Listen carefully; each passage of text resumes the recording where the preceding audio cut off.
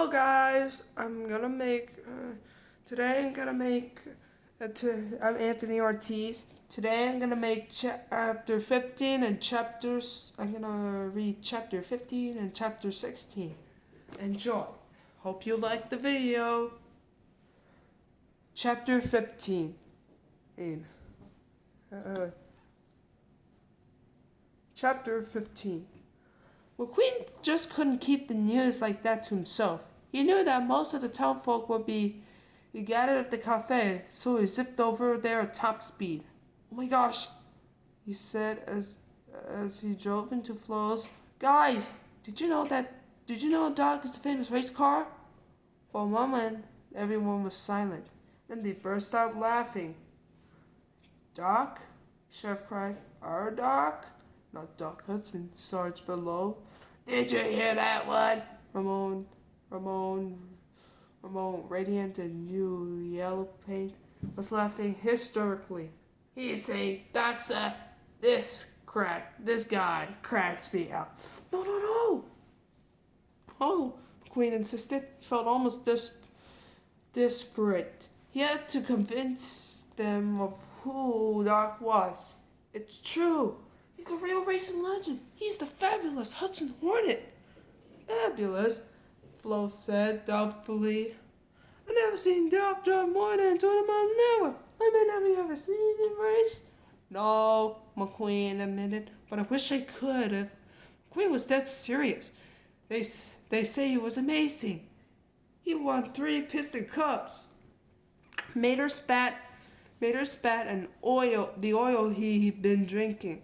"He did one in his cup." "Oh yeah, he did one in his cup." McQueen tried to persuade them that Doc Hudson was the real deal, but the townsfolk didn't buy it. I think the heat's starting to get to that boy," Sheriff said. "Are you sick, buddy?" Mater asked. Sally hit the gas lever with her tire. Ding, ding, ding. She filled up McQueen's tank. Hey, Sheriff protested. "This could be dangerous." "What you doing?" "It's okay, Sheriff," Sally said. "You can trust me, right?" "I trust you, all right," Sheriff said, narrowing his eyes at McQueen. "It's him I'm worried about."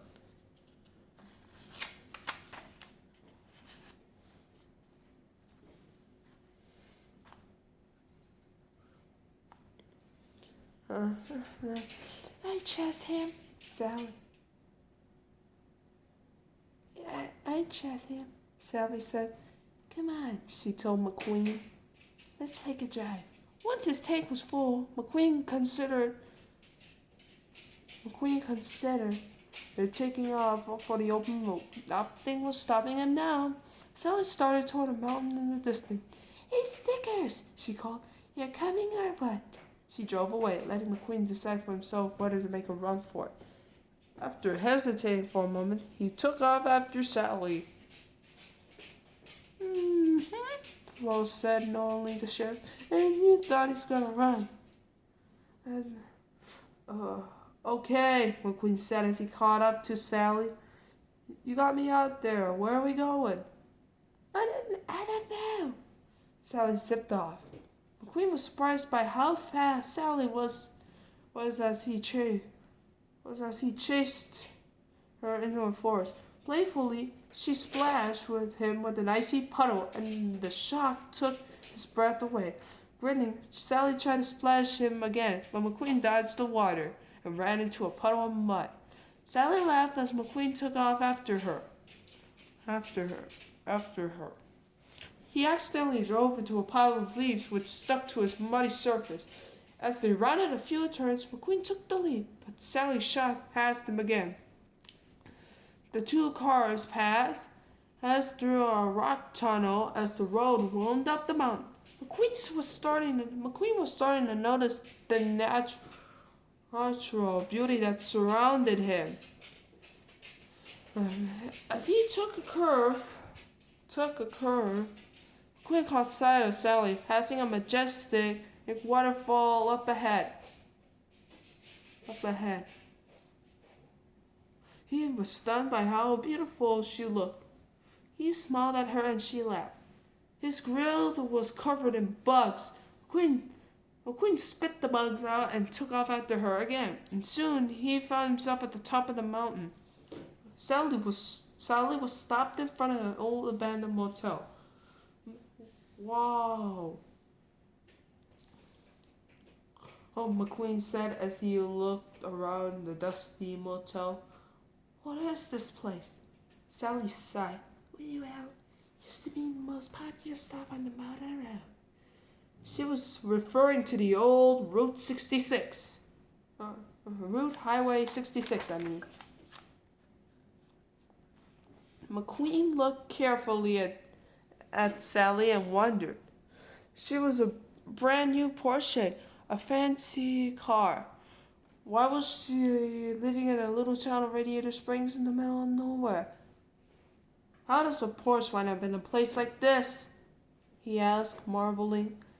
Well, it's fairly simple, Sally told him. I was in a tornado in LA, living life in the fast lane.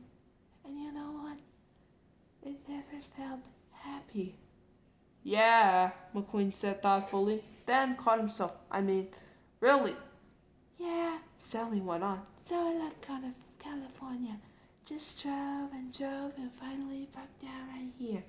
Doc fixed me up, Flo took me in. Well, they all did, and I never left. Queen thought for a moment. He had to admit his time in Radiator Springs hadn't been all bad. Still, he couldn't really imagine himself living there. I understand you need to recharge the old batteries, but after a while, why didn't you go back? I fell in love, Sally said simply. McQueen's tires deflated a little. Corvette? No. Sally drove to the edge of a cliff. I fell in love with this. McQueen followed her and looked down. Whoa. Below them, Radiator Springs was a glistening green oasis at the base of a towering mountain range. The setting sun made the breathtaking waterfall sparkle in the distance. Beyond Radiator Springs, cars zipped by on the interstate, oblivious to the beautiful scene. Look at that, McQueen said to himself. They're driving right by. They don't know what they're missing. Yeah, 20 years ago, Sally said, that interstate down there didn't exist. Back then.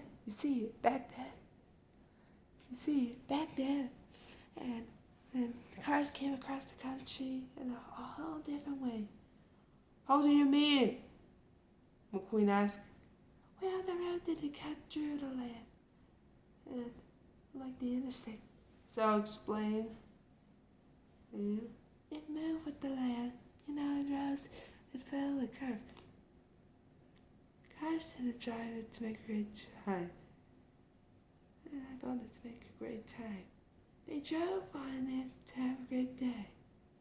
And I wanted to have a great time. McQueen was quiet. His whole life was about speed. The idea of driving slowly for fun was strange. Well then, what happened?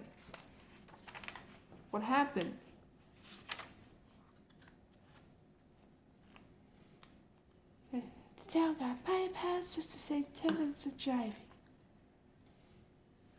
Sally said. McQueen imagined what the wheel well and Radiator Springs must have been like when they were thriving. How great would it have been to see this place in its heyday? Oh, Sally said in a soft, sincere voice. I can't tell you how many times I dreamed of that. But one of these days we'll find a way to get it back on the map. Hey, listen, McQueen said thoughtfully. Thanks for the drive. I have a great time. It's kind of nice to slow down every once in a while. You're welcome, Sally said, smiling. The two cars headed back to the town in silence, enjoying the view. Chapter 16. When they got back to town, Mater pulled up alongside McQueen. Hey, hey, if Mater whispered. If anyone asks you, we were out smashing mailboxes, okay? The tow truck tore off. Just then, McQueen heard a noise. The ground was vibrating. Something was moving. It was a tractor stampede, and it was heading straight for him. McQueen ducked out of the tractor's path just in time. The stampede rolled downtown, where Ramon was busy painting the white divider line, and down the newest stretch of asphalt. Oh man, Ramon groaned as he scurried away. The paint still hid. Red was watering flowers at the base of the Stanley statue. As the tractors drew near,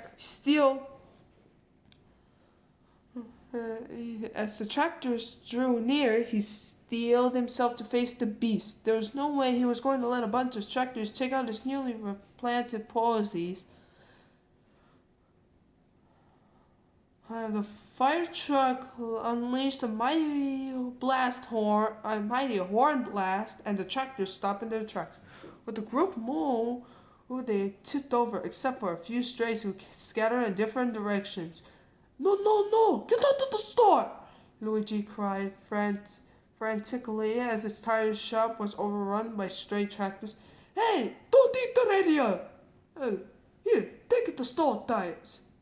Here, take the snow tires. Mater! Shouted below. I wasn't tractor tipping. Mater insisted. Then where did all these go? Go darn tractors come from? The sheriff demanded.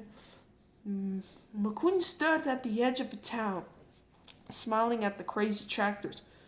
Suddenly, he noticed one heading out of the town. Hey, guys, he called. Well, there's one going this way. I got it. He headed off to the right to wrangle the tractor, following it all the way to Willie's Butte. McQueen whistled. Come here, tractor. He followed it to the edge of the rise that overlooked the butte. Don't wandering off. Catching sight of the lone car at the butte, McQueen grew quiet. It was dark.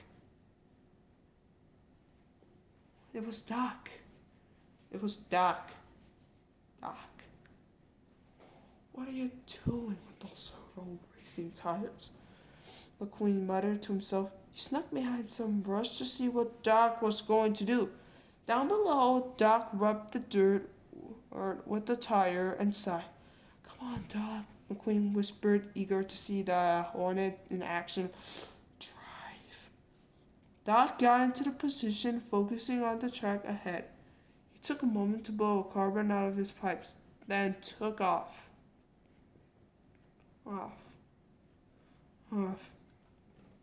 Whoa, McQueen said as Doc ripped down the straightaway, kicking up plumes of dust behind him.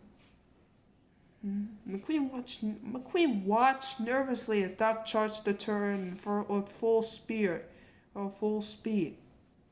But the old car kind of steered, taking the curve beautifully. Finally, Doc finished the course and skidded to a stop in the same place he started. He was out of breath, but smiling. Wow, McQueen said, driving up to Doc. You're amazing. Doc's expression hardened. He hadn't realized that anyone was watching. Without a word, the old race car took off, throwing dirt into McQueen's grill. What are you doing? McQueen coughed. He wasn't about to let Doc leave without a word. Doc, wait! The race car followed Doc back into town. Doc rumbled into his office, slamming the door behind him. But McQueen caught it with the tire and forced his way in. Doc, hold it! Seriously, your driving's incredible. Wonderful. Doc rumbled. Now go away. Hey, I mean it. McQueen insisted. You still got it. Doc lit at the young race car. I'm asking you to leave. Come on, McQueen begged. I'm a race car. You're a much older race car, but under the hood, you are the same. We are not the same. Doc bellowed, losing his usual cool. Understand now, get out. Doc drove to the door and held it open, but McQueen didn't budge. How could a car like you quit at the top of your game? You think I quit? Doc demanded. He yanked the pull chain, clicking an overhead light. Below it was a frame article. Crash wipes out Hudson Hornet. The headline made about the photo of a much younger Doc wrecked on a racetrack and field. Right, McQueen said slowly as his racing history came back to him. Your big... Right. McQueen said slowly as his racing history came back to him. Your big wreck in 54. They quit on me. Doc was silent for a moment. When I finally got put together, I was back expecting a big welcome. You know what he said? Your history. Move right on to the next rookie standing in line. He looked carefully at the photograph. There was a lot left in me. I never get to show it. A chance to show it. I keep that to remind me, to never go back. I just never expected that the world would find me here.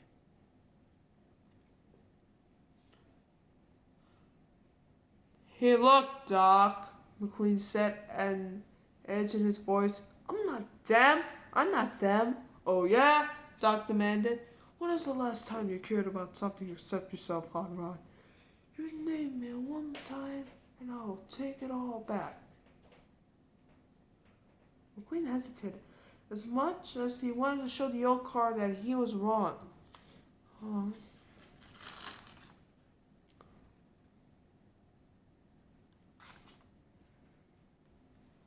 He was wrong. He couldn't come up with anything that would convince Doc or himself otherwise. Doc said, I didn't think so. I think so. These are good folks around here who care about one another. I don't want them depending on someone they can count on. Count on? Quinn said. Oh, like you? You've been here how long? Your friends don't even know who you are? Who's caring only about himself? Just finish that road and get out of here, Doc said. He drove off, leaving McQueen alone with his thoughts. Okay, guys, that's all for the video. For more on my channel, please click the subscribe. Please like and subscribe. Thanks for watching.